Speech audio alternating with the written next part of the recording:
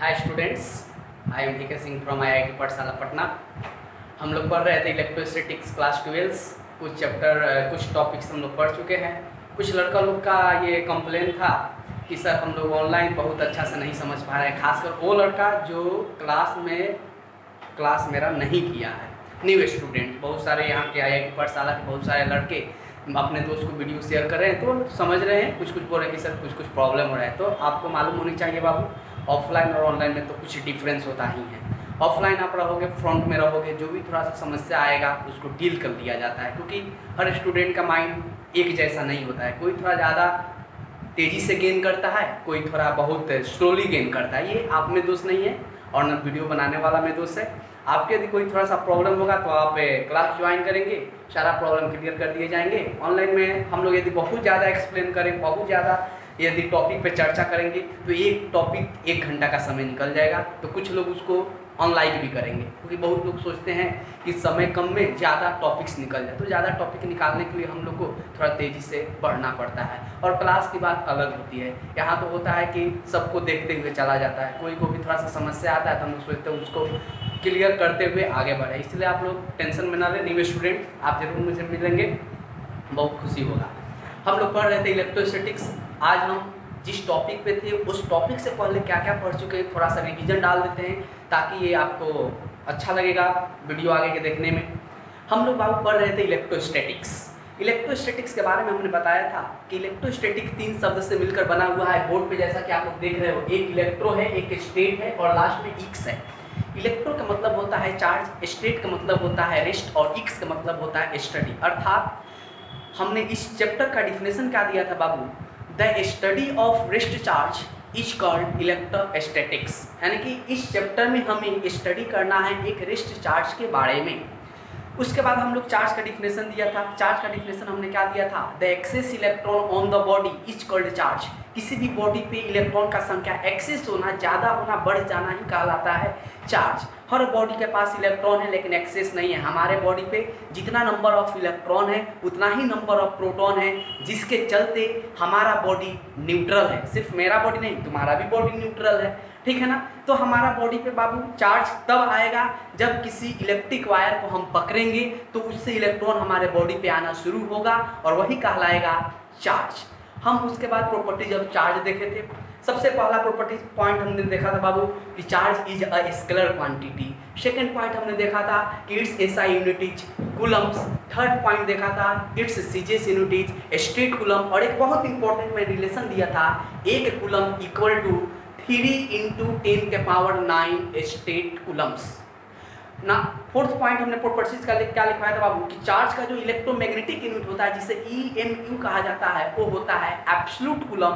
और यहाँ भी हमें एक रिलेशन दिया था कि एक एब्सोल्यूट कूलम जो होता है 10 कूलम के इक्वल होता है। याद रखना, ये रिलेशन याद है बहुत। और एक है आपको 1 coulomb is equal to 3 × 10⁹ stat coulomb. ये दोनों रिलेशन आप याद रखना बाबू, ठीक है ना। उसके बाद एक पॉइंट हमने दिया था कि चार्ज का 3 यूनिट हुआ। पहला तो SI जो कि कूलम हुआ, दूसरा का CGS जो कि स्टेट कूलम हुआ और तीसरा का इलेक्ट्रोमैग्नेटिक यूनिट जो कि एब्सोल्यूट कूलम हुआ। इन तीनों यूनिट में सबसे बड़ा यूनिट होता है एब्सोल्यूट कूलम, उसके बाद कूलम और सबसे छोटा क्या होता है बाबू, स्टेट कूलम्स।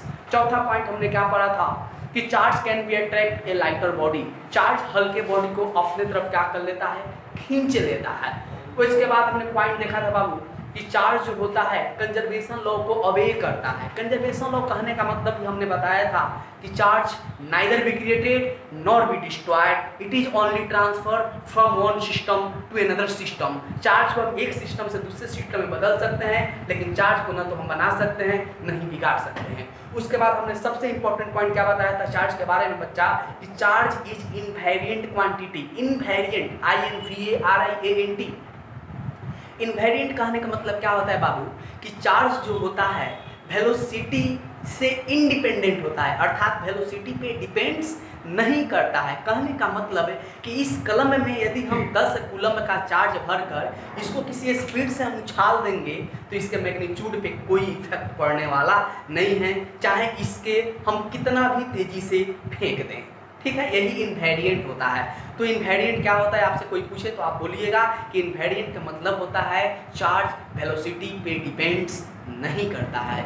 उसके बाद हमने एक पॉइंट बताया था बाबू कि charge never be fractional, charge कभी फ्रैक्शनल नहीं हो सकता है, चार्ज को हम छोटे छोटे पार्ट्सों में कभी तोड़ नहीं सकते हैं। Charge is a quantized quantity, charge कैसा क्वांटिटी होता है, क्वांटाइज, और क्वांटाइज के मतलब ही होता है कि चार्ज ऑफ ए पार्टिकल्स और system never be fractional, it is integral multiples of electrons. किसी भी बॉडी पे जो चार्ज होता है अर्थात क्यू होता है वो इंटीग्रल मल्टीपल्स होता है इलेक्ट्रॉन का, Q equal to plus minus N into electrons. Here N integer number को रिप्रेजेंट कर रहा है। इंटीजर नंबर के माने आपको मालूम होनी चाहिए, 0 1 2 3 4 -1 -2 -3, ये सारे इंटीजर नंबर को रिप्रेजेंट करते हो इलेक्ट्रॉन का मैग्नीट्यूड तो सबको मालूम होगा 1.6 × 10⁻⁻19 कूलम। तो याद रखना बाबू ये n जो होना चाहिए कभी फ्रैक्शनल नहीं होना चाहिए। यदि ये n फ्रैक्शनल किसी बॉडी पे आ रहा है तो समझ जाइएगा कि वो चार्ज बॉडी पे एग्जिस्ट नहीं करेगा। तो क्वांटाइज का मतलब समझ गए। अब हम नेक्स्ट प्रॉपर्टीज बताया था बाबू चार्ज के बारे में कि चार्ज को क्लासिफाइड किया गया है अकॉर्डिंग टू मोशन दो पार्ट्स में। मोशन के अनुसार चार्ज को हम दो प्रकार में बांटे हैं, ठीक है। यदि कोई चार्ज पार्टिकल यूनिफॉर्म मोशन के साथ मूव कर रहा है, देखेंगे सबसे अच्छा बात सुनेंगे, यदि कोई चार्ज पार्टिकल बाबू यूनिफॉर्म मोशन के साथ मूव कर रहा है तो वो चार्ज पार्टिकल हमें इलेक्ट्रिक फील्ड और मैग्नेटिक फील्ड देता है। लेकिन जब कोई charge particle non uniform speed के साथ मूव कर रहा है, नॉन यूनिफॉर्म का मतलब क्या होता है मालूम है, उसका स्पीड समय टू समय क्या कर रहा है बाबू, बदल रहा है, समय टू समय बच्चा चेंज कर रहा है। और यूनिफॉर्म का मतलब होता है कि उसका स्पीड समय के साथ चेंज नहीं कर रहा है। तो यदि स्पीड समय के साथ चेंज नहीं कर रहा है, कांस्टेंट से यूनिफॉर्म है, तो सिर्फ और सिर्फ इलेक्ट्रिक फील्ड और मैग्नेटिक फील्ड देगा। लेकिन यदि उसका स्पीड समय टू समय चेंज कर रहा है तो हमें इलेक्ट्रिक फील्ड भी देगा, मैग्नेटिक फील्ड भी देगा और वो कुछ एनर्जी भी प्रोड्यूस करेगा। एक पॉइंट और याद रखना, जब चार्ज पार्टिकल रेस्ट में रहे, मोशन में ना रहे, कोई भी मोशन में ना रहे, ना यूनिफॉर्म ना नॉन यूनिफॉर्म, यदि सिर्फ रेस्ट में है तो चार्ज पार्टिकल सिर्फ और सिर्फ इलेक्ट्रिक फील्ड प्रोड्यूस करेगा। याद रखना बच्चा, ठीक है ना। उसके बाद हम लोग पढ़े थे बाबू, इसके बाद वाला heading density of charge. Density of charge का माने हमने बताया था किसी भी कंडक्टर पे चार्ज का आना कहलाता है डेंसिटी ऑफ चार्ज। और डेंसिटी ऑफ चार्ज में तीन प्रकार के हमने बोला था, एक को कहे थे linear charge density. Linear charge density का मतलब हमने बोला था बाबू, एक पतला वायर ले लो और पिन में लगा के स्विच को ऑन कर दो, इस पे जो चार्ज आएगा वो कहलाएगा लिनियर चार्ज डेंसिटी। और लिनियर चार्ज डेंसिटी को हम लोग लैम्डा से रिप्रेजेंट करते हैं, लैम्डा, और इसका फॉर्मूला हमने दिया था Q per unit length, charge per unit length is called linear charge density. Second हमने पढ़ा था बाबू surface charge density. Surface charge density का डिफिनेशन हमने क्या दिया था, charge distributed per unit area of a conductor. ये मान लिया जाए एक कंडक्टर है, ठीक है ना, इस पे हमने चार्ज डाल दिया, ठीक है ना। बहुत पतला कंडक्टर होना चाहिए, इसके पास मोटाई नहीं होनी चाहिए, सिर्फ लेंथ और ब्रेथ होनी चाहिए, एकदम पतला पेपर होनी चाहिए, ठीक है ना। तो बाबू हम सरफेस चार्ज डेंसिटी को सिग्मा से रिप्रेजेंट करते हैं, किससे बाबू, सिग्मा। सिग्मा माने 6 को सुला दे, यही सिग्मा कहलाता है। और इसका फॉर्मूला क्या होता है, चार्ज पर यूनिट एरिया। उसके बाद हमने पढ़ा था बाबू क्यूबिक चार्ज डेंसिटी अर्थात वॉल्यूम चार्ज डेंसिटी। और वॉल्यूम चार्ज डेंसिटी का डिफिनेशन भी हमने बताया था, the uniformly charge distributed per unit volume of a conductor is called cubic charge density. और क्यूबिक चार्ज डेंसिटी को हमने बाबू रो से रिप्रेजेंट किया था और रो का फॉर्मूला हमने दिया था क्यू पर यूनिट वॉल्यूम। तो ये हम पढ़े थे कितना। इसके बाद बाबू हम लोग पढ़े थे क्वार्क। क्वार्क क्या होता है हमने बोला था, quark is an electronic words which means fractional charge. Quark का मतलब होता है एक इलेक्ट्रॉनिक वर्ड्स है, इलेक्ट्रॉनिक शब्द है जिसका मतलब ही होता है फ्रैक्शनल चार्ज, छोटे छोटे चार्ज। वही जब छोटे छोटे चार्ज एक ग्रुप बना लेते हैं, एक बना के संगठन बना लेते हैं, तो वो कहलाता है बाबू क्वार्क। तो क्वार्क क्या होता है बाबू, the grouping of fractional charge is called quark. यानी कि छोटे छोटे चार्जों का जो ग्रुपिंग होता है, संगठन जो होता है, वही कहलाता है क्वार्क। क्वार्क दो प्रकार के होता है, एक को कहते हैं अप क्वार्क, एक को कहते हैं डाउन क्वार्क। अप क्वार्क का वैल्यू कितना होता है बाबू, +2/3 इलेक्ट्रॉन, और डाउन क्वार्क का वैल्यू कितना होता है बाबू, -1/3 इलेक्ट्रॉन्स। उसके बाद हमने दिखाया था बाबू quark model of proton and quark model of neutron, वो तो आप वीडियो में देख सकते हैं। इसके बाद हम लोग टॉपिक बाबू पढ़ रहे थे इलेक्ट्रिक फोर्स। इलेक्ट्रिक फोर्स का डिफिनेशन हमने क्या दिया था बाबू, the force exert by a charge particle is called electric force. जो फोर्स एक चार्ज पार्टिकल के द्वारा लगाया जाता हो किसी दूसरे पार्टिकल को अपनी तरफ खींचने के लिए या रिपेल करने के लिए, उसी फोर्स को हम लोग कहते हैं क्या बाबू, इलेक्ट्रिक फोर्स। और ये भी मालूम होनी चाहिए कि इलेक्ट्रिक फोर्स दो प्रकार के होते हैं। एक को हम क्या बोल देंगे बाबू, अट्रैक्टिव फोर्स। अट्रैक्ट का मतलब क्या होता है, एक दूसरे के करीब आना। और अट्रैक्टिव फोर्स कब काम करता है बाबू, जब दो चार्ज अलग अलग हो, अर्थात the force act between to unlike charge particle. Unlike, UNLIKE, unlike कहने का मतलब बाबू एक पॉजिटिव होनी चाहिए और एक निगेटिव होनी चाहिए। तो दो अलग अलग चार्ज पार्टिकल के बीच लगने वाले फोर्स को हम लोग क्या कहेंगे बाबू, अट्रैक्टिव फोर्स। और दो सिमिलर चार्ज पार्टिकल के बीच लगने वाले फोर्स को हम लोग क्या कहेंगे बाबू, रिपल्सिव फोर्स। इस फोर्स को सबसे पहले देने वाले साइंटिस्ट का नाम था क्या बाबू, कूलम्ब्स। इसीलिए हम लोग इलेक्ट्रिक फोर्स को कूलम्बिक फोर्स भी कहते हैं। अब इसके बाद हमने देखा था बाबू कूलम्ब्स लॉ। ये लास्ट टॉपिक ही हम पढ़ाकर वीडियो को अपने बंद किया था। तो ये कूलम्ब्स लॉ क्या होता है, आप लोग तो बहुत स्टूडेंट पढ़ भी चुके हैं, जो नहीं पढ़े वो देखेंगे। बहुत आसान ये कूलम्ब्स लॉ है, कोई बहुत बड़ा लॉ नहीं है बाबू। कूलम्ब साहब ने बोला था जब दो चार्ज पार्टिकल हो Q1 और Q2 और दोनों के बीच का सेपरेशन R हो, तो दोनों के बीच एक फोर्स काम करेगा जिसका वैल्यू होगा 1/4πε0 Q1 × Q2 अपॉन R का स्क्वायर। ये कब होगा, जब चार्ज पार्टिकल एयर में रखा जाए तब होगा, ठीक है ना। इसका वैल्यू हम कैलकुलेट किए थे बाबू। इसका वैल्यू कैलकुलेट किया हमने आया था 9 × 10⁹ Q1 Q2 upon R square. अर्थात मैथमेटिकल जो एक्सप्रेशन होता है कूलम्ब साहब का, मैथमेटिकल इक्वेशन जो कूलम्ब्स का आया वो कितना आया, 9 × 10⁹ Q1 × Q2 अपॉन R का स्क्वायर।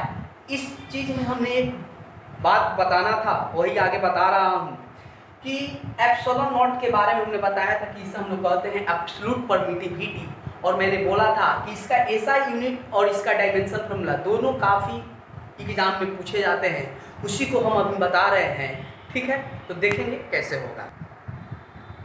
तो देख रहे हैं बाबू कि दो चार्ज पार्टिकल के बीच लगने वाले फोर्स का फॉर्मूला कूलम्ब साहब ने 1/4πε0 Q1 × Q2/R² दिया। हमें एप्सिलॉन नॉट का निकालना है एसआई यूनिट। आप काम करो, क्रॉस मल्टीप्लिकेशन कर दो, देखो तो क्या हो जाएगा, F/4πε0 × R² क्या होगा, Q1 Q2। देखो तो 4 नंबर है तो कांस्टेंट है, पाई का वैल्यू 22/7 नंबर है तो कांस्टेंट है। और दुनिया के किसी भी कांस्टेंट नंबर का कोई यूनिट्स और डायमेंशन नहीं होता है, इसीलिए हमको 4 और पाई से कोई मतलब नहीं है यूनिट निकालने के में, ठीक है ना। तो यहाँ से एप्सिलॉन नॉट का वैल्यू क्या आ जाएगा बाबू, Q1 Q2 बटा में क्या आ जाएगा, F/R²। चार्ज का ऐसा यूनिट तो सबको मालूम है कूलम, फिर एक चार्ज है तो फिर एक कूलम्ब्स। फोर्स का ऐसा यूनिट न्यूटन होता है और R² है तो R का डिस्टेंस है और डिस्टेंस का ऐसा यूनिट क्या होता है बाबू, न्यूटन मीटर स्क्वायर। अर्थात हम कह सकते हैं इसका ऐसा यूनिट हुआ कूलम्ब स्क्वायर पर न्यूटन मीटर स्क्वायर। अब हम देखेंगे बाबू कि इसका डायमेंशन फार्मूला कैसे निकालेंगे। ऐसा यूनिट में तो कोई दिक्कत नहीं हुआ होगा, डायमेंशन फार्मूला यहाँ पे हम निकाल देते हैं, साइड में देख लेना, ठीक है ना सब आप लोग। डायमेंशन हम कैसे निकालेंगे, यहाँ से देखो ऐसा यूनिट से भी डायमेंशन निकाला जाता है, आपने पढ़ा होगा, ठीक है ना। तो हम कैसे डायमेंशन निकालेंगे, ये चार्ज है, कूलम्ब तो चार्ज का यूनिट होता है और चार्ज का डायमेंशन फार्मूला क्या होता है, AT। हमने बताया था, आप लोग देख लेंगे वीडियो, फर्स्ट वीडियो देखेंगे उसी में आपको मिल जाएगा, ठीक है ना। तो चार्ज का जो डायमेंशन फार्मूला है बाबू AT होता है। तो ये चार्ज का यानी कूलम्ब का स्क्वायर है, तो AT का स्क्वायर करेंगे तो A² हो जाएगा। अब हम यहाँ पे देखते हैं बाबू न्यूटन। न्यूटन किसका यूनिट होता है, फोर्स का। तो फोर्स का डायमेंशन तो हम बोले हैं कि दुनिया का 2 डायमेंशन याद रखना, सब डायमेंशन में बहुत हेल्प मिलेगा लिखने के लिए, एक फोर्स का और एक वर्क का। फोर्स का जो डायमेंशन फॉर्मूला होता है MLT-2।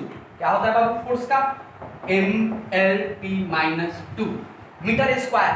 तो मीटर किसको नापेगा बताओ, मीटर किसको नापता है, लेंथ को, दूरी को। तो मीटर का स्क्वायर है तो L का स्क्वायर लिख दो बस। अब इस नीचे वाले को ऊपर लेके चले जाओ, डायमेंशन आ जाएगा।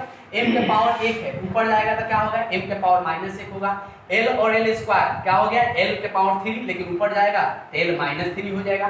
t के पावर -2 है, ऊपर जाएगा तो +2 हो जाएगा और पहले से ही +2 है तो t के पावर 4 हो गया, बचा क्या, a² हो गया। तो ये रहा इसका डायमेंशन फॉर्मूला, ये रहा इसका SI यूनिट। इसी पे एक बहुत इंपॉर्टेंट और पॉइंट आता है, तो देखेंगे बाबू यहाँ से हम एक इंपॉर्टेंट पॉइंट बनाना चाहते हैं। इसका वैल्यू मैथमेटिकली क्या होता है बाबू, कांस्टेंट होता है, ठीक है ना। Q1 और Q2 को क्या मान लिया जाए बाबू, कांस्टेंट्स मान लिया जाए। दोनों चार्ज को हम क्या मान लेते बाबू, दोनों चार्ज को हम क्या मान लिए, कुछ समय के लिए हमने कांस्टेंट्स मान लिया। तो जब चार्ज को हम कांस्टेंट्स मान लेंगे तो F जो होगा inversely proportional to R square हो, और होता भी है। कूलम्ब साहब ने सेकंड पॉइंट तो यही बोला था बाबू। यहाँ से इक्वेशन हम बनाएंगे बाबू, F1/F2 = R2/R1 का होल स्क्वायर। ये इक्वेशन काफी इंपॉर्टेंट है बाबू आपके क्वेश्चन के लिए। सॉरी थोड़ा सा लिखा गया उल्टा, यहाँ पे होल स्क्वायर डाला जाता है, ठीक है ना। तो इस इक्वेशन को आप याद रखेंगे, इस पे क्वेश्चन बहुत पूछे जाते हैं, एकदम बहुत इंपॉर्टेंट क्वेश्चन पूछे जाते हैं। कैसे क्वेश्चन पूछे जाएंगे, तो एक हम क्वेश्चन यहाँ पे लिख के दे रहा हूँ। जैसे हम क्वेश्चन कह रहा है बाबू, the force act between two charge particle is 20 Newton at a distance r. If distance between both charged particle become double, then find new force. ये क्वेश्चन आपसे कहा जा रहा है कि दो चार्ज पार्टिकल के बीच लगने वाला फोर्स 20 न्यूटन है। कब, जब उन दोनों के बीच का डिस्टेंस r था तब। अब कहा जा रहा है कि इस डिस्टेंस को हम डबल कर दे रहे हैं तो फोर्स का मैग्नीट्यूड क्या होगा, तुरंत इस फार्मूला पे लगा देना, आंसर आ जाएगा। देखो तो बाबू सॉल्यूशन मैं यहाँ कर रहा है, इसका सॉल्यूशन यहाँ ऊपर दे रहा हूँ, कोई दिक्कत नहीं होनी चाहिए क्योंकि रिलेशन हम बगल में लिखे हुए हैं यहाँ पे, ठीक है ना। पहला फोर्स बाबू क्वेश्चन में दिया हुआ है, कितना दिया है, 20 न्यूटन। पहला डिस्टेंस r मान लेते हैं जो कि दिया हुआ है क्वेश्चन में। अब सेकंड जो डिस्टेंस है फाइनल, उसको डबल बनाना है, दुगुना कर देना है, ठीक है ना। तो नया फोर्स यानी कि F2 का वैल्यू पूछा है। देखो डायरेक्ट रिलेशन पे पुट कर देते हैं। F1 कितना दिया है 20, F2 हमसे पूछ रहा है बाबू R माने R2 माने कितना दिया है R2 2R, R1 कितना दिया है बाबू R। यहाँ क्या कर लो, स्क्वायर कर लो, R से R क्या हो गया, कैंसिल हो गया। क्वेश्चन आप लोग देख लिए होंगे, क्वेश्चन को हम हटा रहे हैं यहाँ से। अब यहाँ से क्या हो जाएगा बाबू 20/F2, 2 का स्क्वायर कितना हो जाएगा बाबू 4 ना। अब इससे इधर आ जाएगा तो क्या हो जाएगा 20 = 4 गुणे F2 यानी कि F2 का वैल्यू कितना आ जाएगा 20/4 अर्थात कितना 5 न्यूटन। यानी बाबू यदि डिस्टेंस को डबल बढ़ा कर देते हैं तो फोर्स कितना हो जा रहा है 5 न्यूटन हो जा रहा है, ठीक है ना। तो एक और क्वेश्चन यहाँ है बाबू, ये क्वेश्चन आपको 5 नंबर में एक बार बिहार बोर्ड पूछ दिया है और सीबीएसई अभी भी 2 बार यही क्वेश्चन को पूछ चुका है। क्वेश्चन कह रहा है distance between two charge particle increased by 50% then calculate percentage decreases in the force. अर्थात जब दो चार्ज पार्टिकल के बीच डिस्टेंस, दो चार्ज पार्टिकल का बीच का जो डिस्टेंस है उसको हमने 50% बढ़ा दिया। कितना परसेंट इंक्रीज किया बाबू 50% इंक्रीज किया, तो उन दोनों के बीच फोर्स कितना कम होगा, क्योंकि डिस्टेंस बढ़ने से तो फोर्स कम ही होगा, ये तो क्लियर है। तो इसका सॉल्यूशन हम कैसे करेंगे देखेंगे। मान लेना बाबू लेट कर लेते हैं, F1 को हमने F मान लिया, ठीक है। F2 हमें कैलकुलेट करना है, R1 को हमने R मान लिया, पहला डिस्टेंस को हमने R मान लिया। सेकंड डिस्टेंस क्या कर रहा है बाबू, इनिशियल का 50% हमने बढ़ा दिया, अर्थात R2 = क्या होगा R + R गुणे 50/100। इनिशियल तो मेरा R ही है, इसी का ना 50% बढ़ाया गया है बच्चा, तो R + R का 50% से कट गया, यानी कितना आ गया R + R/2 अर्थात 1.5 R। ये हमारा आ गया कितना बाबू 1.5 पर का आ गया R2। अब आप कुछ नहीं करो, आप इक्वेशन सीधे ये पे डालो, F1/F2 = क्या R2/R1 का होल स्क्वायर। क्या हो जाएगा बाबू, F1 को तो हमने F मान ही लिया, F2 तो हमें निकालना ही है। R2 जो मेरा आया वो कितना आया बाबू 1.5 R, और R1 जो मेरा आया बाबू R आया का होल स्क्वायर कर देंगे। इससे ये क्या हो गया बाबू कैंसिल हो गया। 1.5 का स्क्वायर आपको मालूम होनी चाहिए कितना होगा, कितना आएगा बताइए। यहाँ से बाबू F/F2 = 1.5 का स्क्वायर हो जाएगा 2.25। अब यहाँ से F2 का वैल्यू कितना आ जाएगा बाबू F/में 2.25, ये F2 आप निकाल लेंगे, ठीक है ना। अब परसेंटेज पूछा जा रहा है, तो परसेंटेज कैसे निकलता है बाबू final minus initial by initial गुणे शॉर्ट। आप इस फॉर्मूला का यूज करके आसानी से निकाल सकते हो कि कितना परसेंट फोर्स घटा। F2 यहाँ दिया हुआ है, पुट कर देना, F1 को F माने हैं, नीचे में F1 को F माने, F कट जाएगा, बाकी जो आएगा वही आपका आंसर होगा। ऑन करिए सर। हम लोग देखेंगे कि दो चार्ज के बीच लगने वाला फोर्स जो होता है 1/4 pi epsilon Q1 into Q2 by R का स्क्वायर होता है। यहाँ से 2 पॉइंट आप याद रखना बाबू।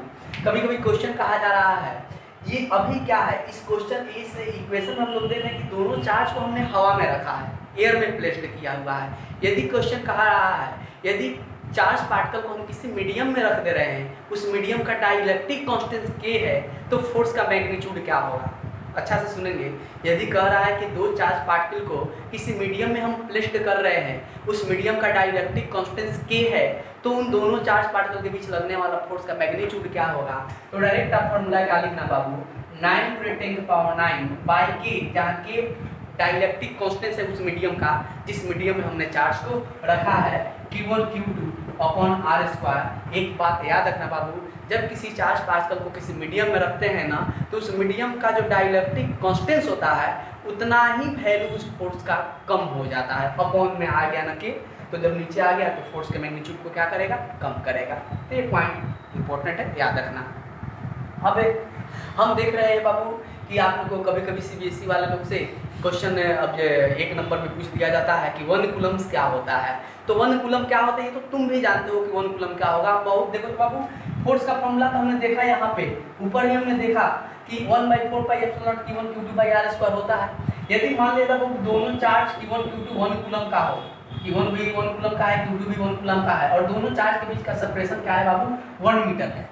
दोनों चार्ज के बीच का सेपरेशन 1 मीटर मान लो, और दोनों चार्ज के मैग्नीट्यूड को 1 कूलम मान लो, तो F का वैल्यू क्या हो जाएगा आप बताओ तो। इसका वैल्यू क्या हो गया, 1/4πε0 का वैल्यू फिक्स है 9×10⁹, ये 1 हो गया, ये भी 1 हो गया, यानी कि फोर्स कितना आ गया 9×10⁹। तो 1 कूलम का डेफिनेशन यहाँ से हम क्या बना सकते हैं कि 2 point charge are said to be of 1 coulomb. दो चार्ज पार्टिकल्स को 1 कूलम तभी कहेंगे if they repel each other with a force of 9×10⁹। देखो बाबू, ये देखो कितने के फोर्स से रिपेल किया जाए, 9×10⁹ न्यूटन आया था ना, उतना के when kept 1 metre apart each other. जब दोनों चार्ज को कितना दूरी पे रखा जाए बाबू, 1 मीटर, क्योंकि 1 मीटर पे रखोगे तब ना 1 का स्क्वायर 1 ही रह जाएगा, कोई इफेक्ट नहीं पड़ेगा।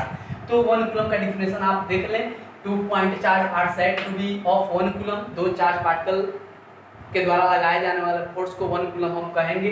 कब बाबू, if they repel each other, यदि वो दोनों एक दूसरे को रिपेल करे, कितने के फोर्स से, 9×10⁹ न्यूटन। और ऐसा कब संभव है, जब दोनों के बीच का डिस्टेंस कितना हो, 1 मीटर। ठीक है, तो बाबू हम लोग कूलम्स लॉ क्लियर कर चुके हैं। आप लोग कूलम्स लॉ का क्वेश्चन बना लेंगे, SC वर्मा का बुक्स का यूज करें, या रेसने हेलडे या एम करीम्स। बेसिक अच्छा करना हो तो या चाहे सबसे अच्छा मेरा सीट बनाइए। और हम लोग नेक्स्ट वीडियो में पढ़ेंगे बाबू Coulomb's law in vector form. यदि कोई वीडियो देखिए, यदि कोई दिक्कत हो, प्रॉब्लम हो, तो घबराइए मत, कमेंट करिए, कॉल करिए। और ज़्यादा दिक्कत हो क्लास में मिलिए। ऑनलाइन ऑफलाइन में थोड़ा बहुत डिफरेंस हो जाते हैं, ऑफलाइन में तो तुरंत के तुरंत डाउट क्लियर हो जाते हैं, ऑनलाइन में तो आपको मुझसे मिलना पड़ेगा। कमेंट भी करिएगा तो हम हो सके वीडियो में उसको थोड़ा सुधार करके आपको बता देंगे, इसलिए आप लोग घबराएं नहीं, कोई भारी चीज़ ये सब नहीं है फिजिक्स। फिर से मैं एक बार रिवीजन आप लोग को दूंगा। आज के लिए इतना ही, धन्यवाद।